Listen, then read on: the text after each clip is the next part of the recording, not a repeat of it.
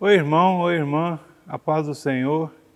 Cá estamos nós mais uma vez, pela graça de Deus, para estudar mais um pouco da palavra de Deus com os irmãos.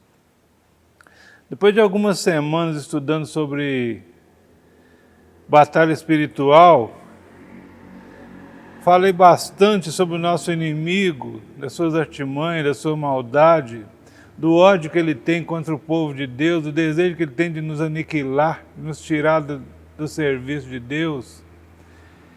E hoje eu quero falar um pouquinho do outro lado, que é a igreja. A autoridade que foi outorgada à igreja do Senhor Jesus na terra. Então, para começar, eu queria ler 1 Timóteo capítulo 3, verso 14.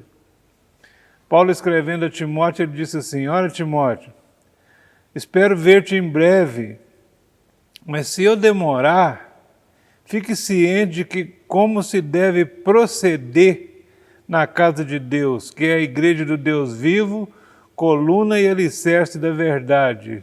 Algumas traduções, no lugar de alicerce, falam de baluarte, ou fundamento, ou sustentáculo da verdade. A igreja é a base do plano de Deus aqui na terra, e ela só existe porque Deus implantou aqui para pôr em prática o plano que Ele tem para toda a humanidade. A humanidade é e será salva por Jesus Cristo, é claro, mas através da igreja. A igreja é o órgão competente, outorgado por Deus para fazer esse trabalho. Há muita confusão com respeito à igreja. Eu gostaria de dizer algumas coisas aqui, algumas que não são igreja. Por exemplo, religião. Muita gente confunde igreja com religião. Religião é um conjunto de princípios, crenças e práticas de doutrinas baseadas em livros sagrados que unem seus seguidores numa comunidade.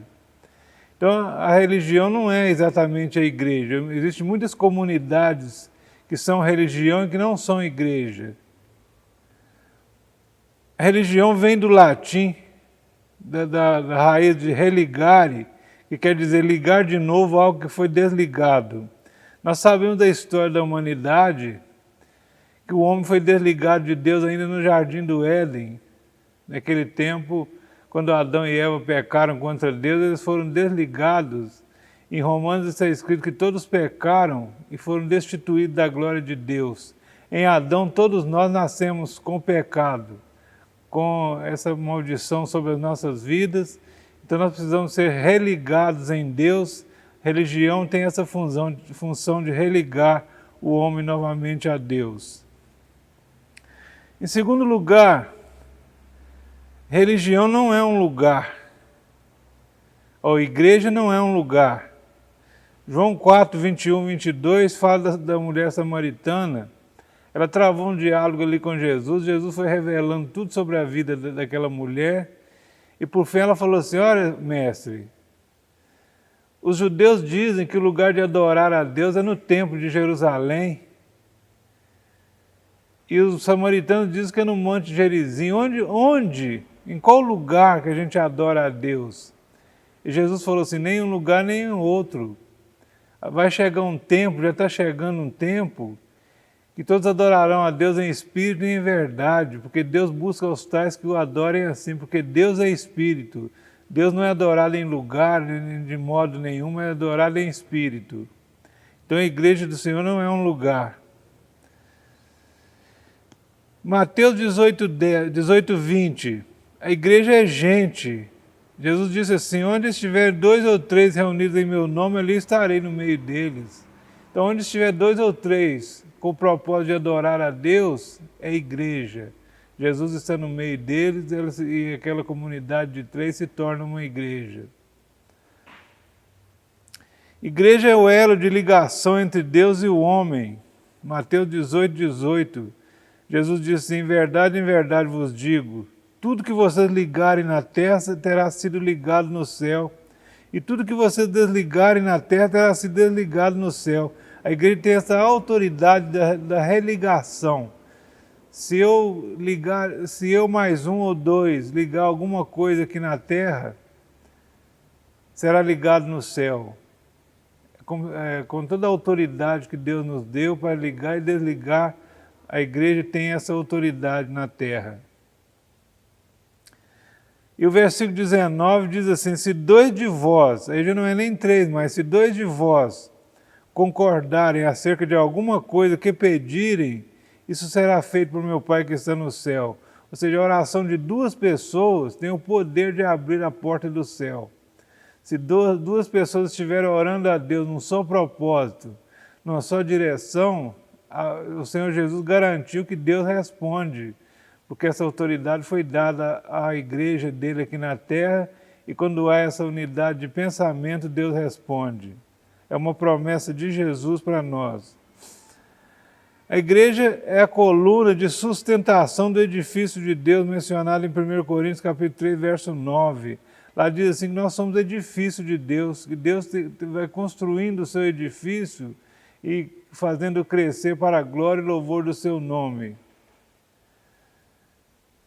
Ser igreja não é simplesmente ter o nome escrito no rol de membros, mas quando os discípulos voltaram da missão dos 70 dada por Jesus, estavam eufóricos dizendo, Mestre, pelo teu nome até os demônios nos obedecem ou nos obedeciam. Jesus, porém, lhes disse, o motivo maior para vos alegrarem é estar os vossos nomes escritos no céu. A igreja sempre teve, as pessoas sempre tiveram uma preocupação de ter o seu nome no rol de membros. Eu sou membro da igreja tal, eu sou membro da denominação tal. E trazendo esse rótulo em sua vida e se alegrando por ter o nome escrito no livro da igreja. Realmente é importante congregar, é importante estar juntos, mas a maior garantia que nós temos como igreja é de ter o nosso nome no rol de Jesus, lá no céu, no livro da vida. Lá é que nosso nome deve estar. São vários propósitos dados à igreja, mas o principal deles é a adoração a Deus. Buscar em primeiro lugar o reino de Deus e a sua justiça, e as demais coisas serão acrescentadas. E o mandamento diz assim, amarás o teu Deus de todo o teu coração, de toda a tua alma, de toda a tua força, tudo que você tem, tudo que você pode, você coloca na adoração a Deus em primeiro lugar. Deus é o primeiro, Deus é o único, Ele deve ser adorado antes de tudo. Então o propósito principal da igreja é adorar a Deus. As outras coisas vêm depois, mas a adoração a Deus é o propósito principal. Em que nós temos crido? A igreja do Senhor aqui na terra, em que temos crido? Eu quero listar algumas coisas que nós temos crido aqui com respeito ao Evangelho. Gostaria que você prestasse bastante atenção. O primeiro ponto, nós cremos no Evangelho para todos.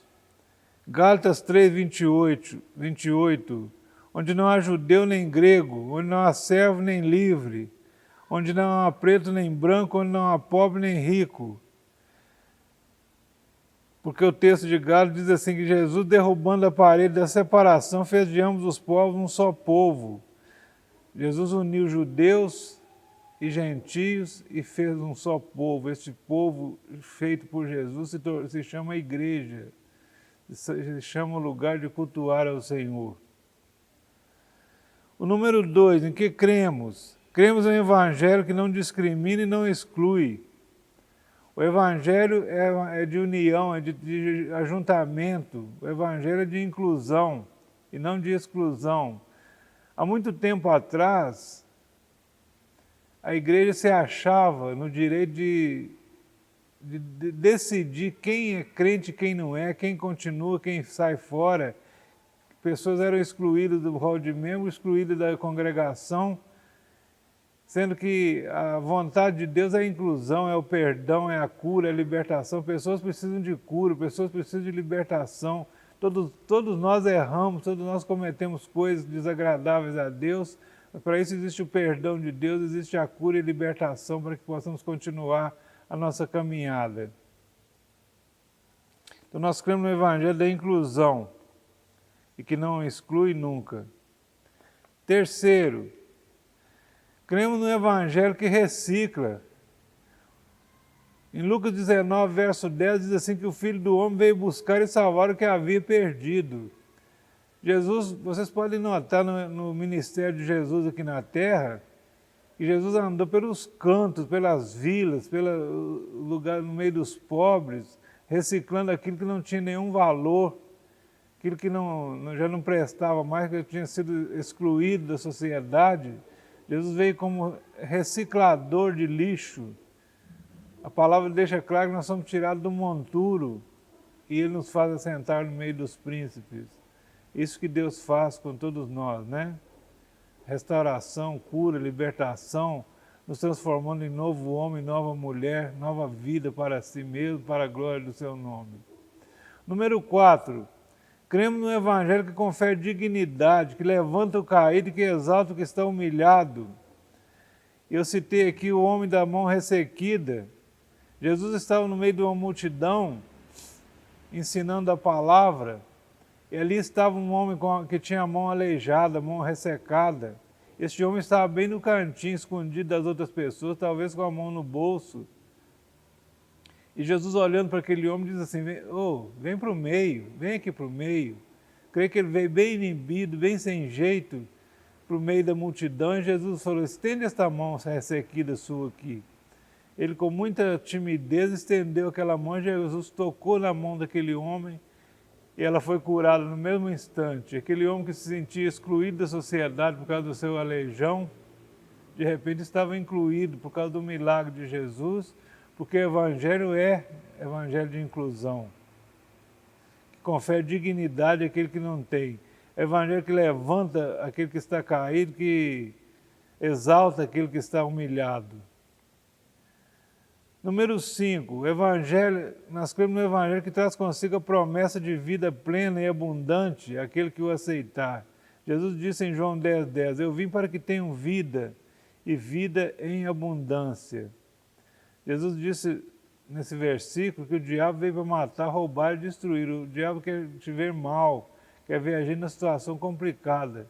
Mas Jesus veio para nos dar vida e vida em abundância. Não é só viver, é viver em abundância, não é vegetar, é viver de maneira gloriosa para a glória de Deus.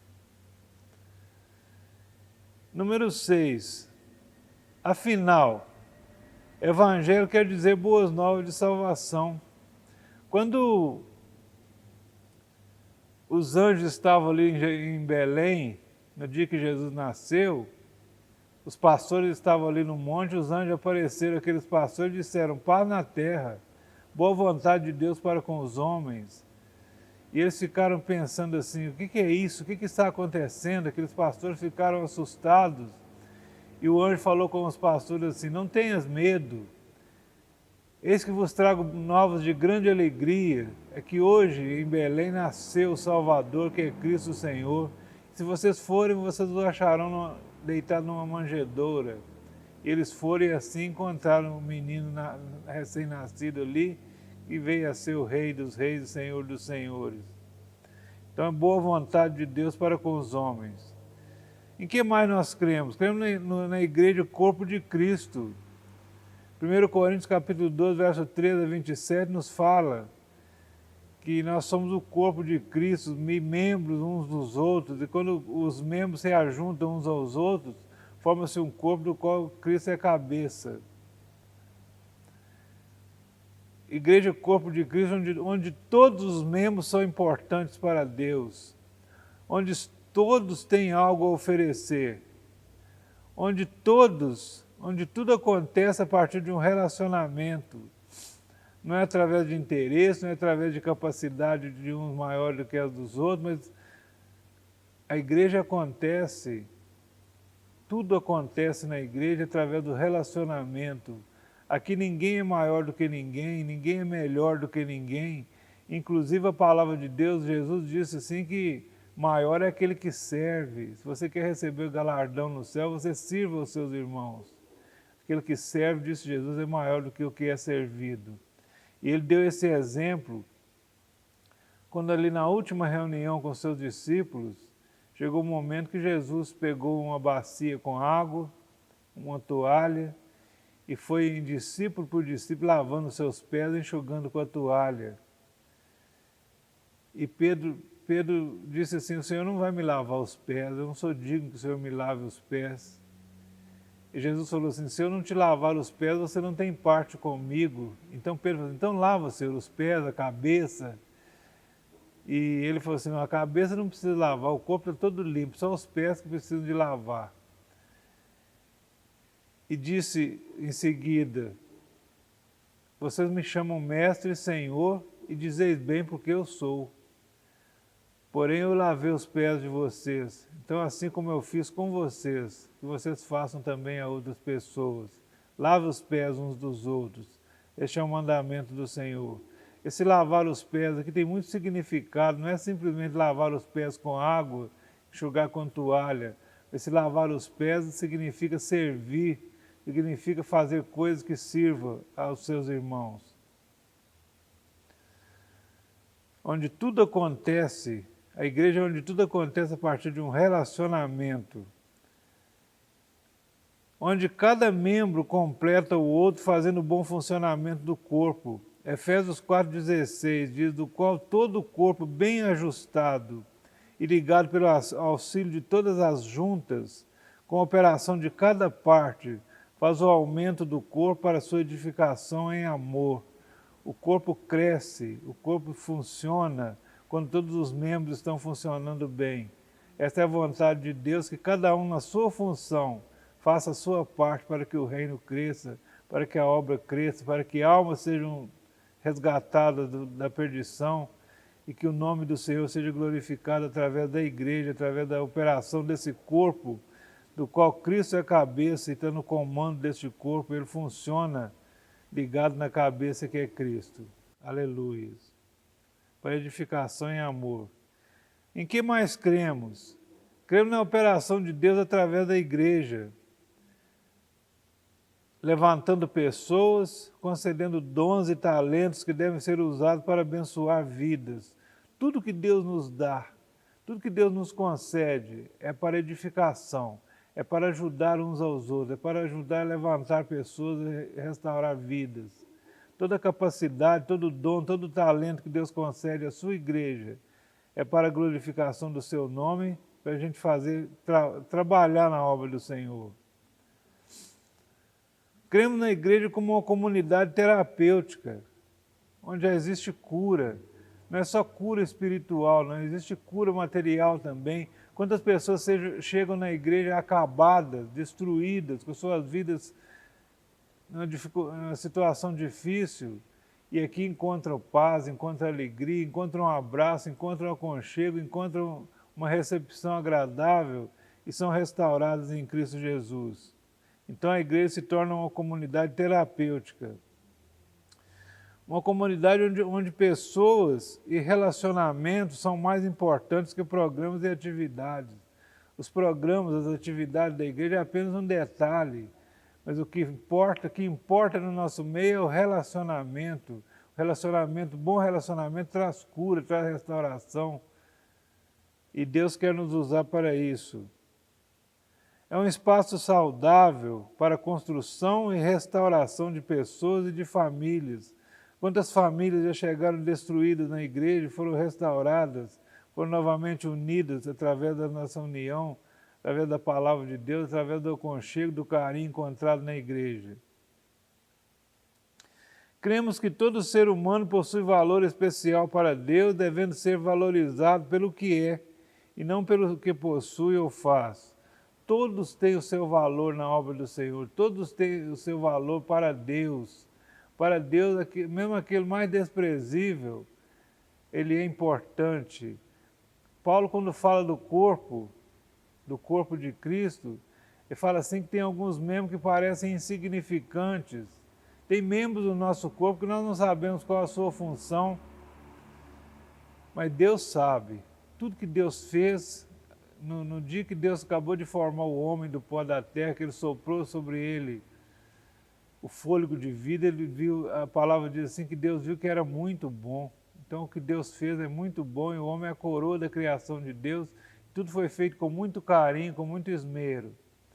Então cada membro do corpo, por menor que pareça, ele é importante para Deus e tem o seu lugar no corpo.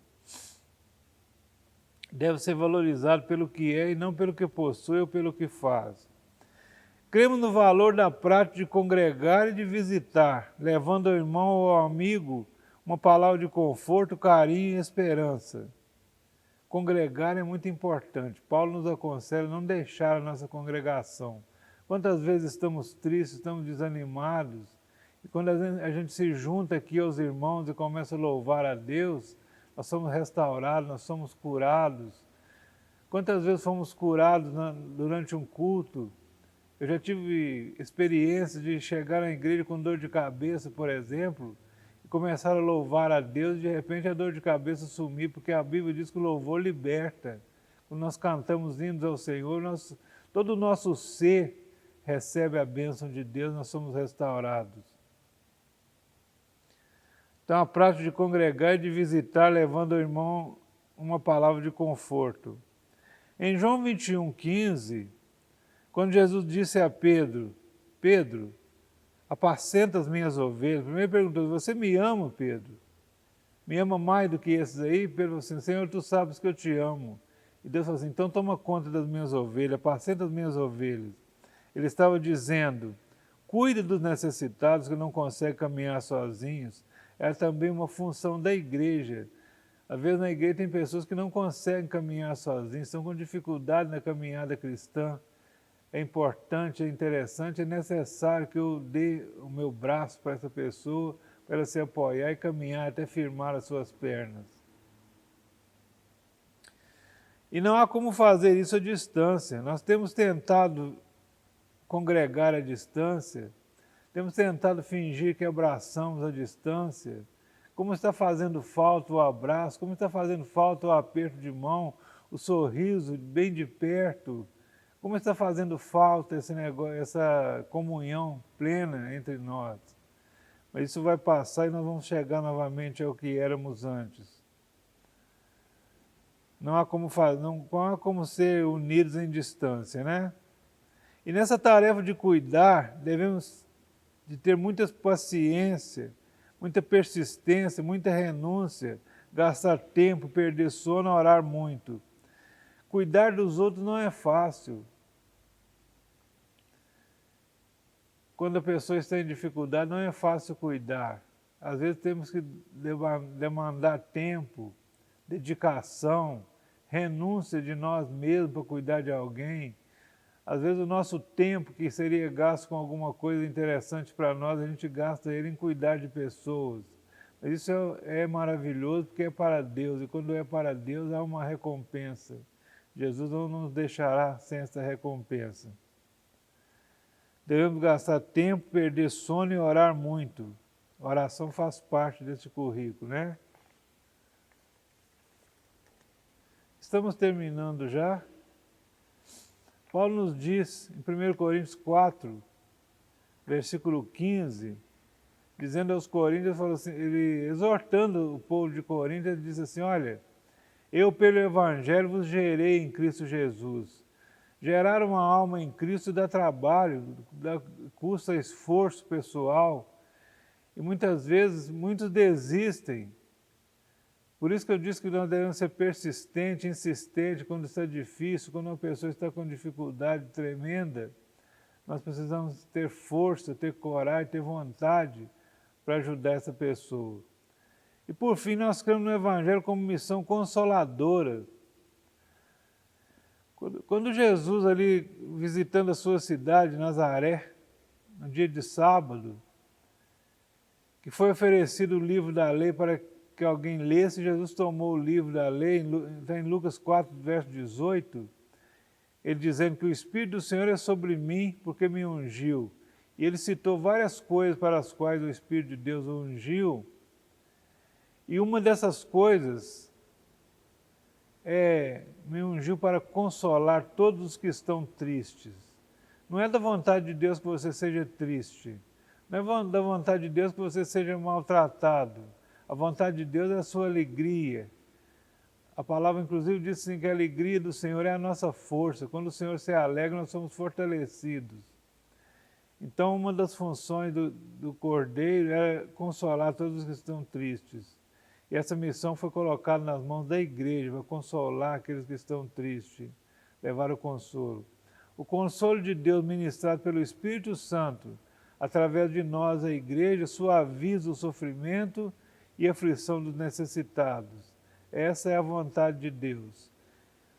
Quero dizer para os irmãos que esse assunto é um assunto inesgotável. Se for falar da igreja, eu falar tudo que Deus faz através da igreja, tudo que Deus incumbiu a igreja de fazer, todo o ministério da igreja, vai levar muito tempo. Hoje foi só uma pincelada assim para vocês entenderem o que Deus quer de cada um de nós, o que Deus espera de cada um de nós. Deus espera serviço, Deus espera fruto.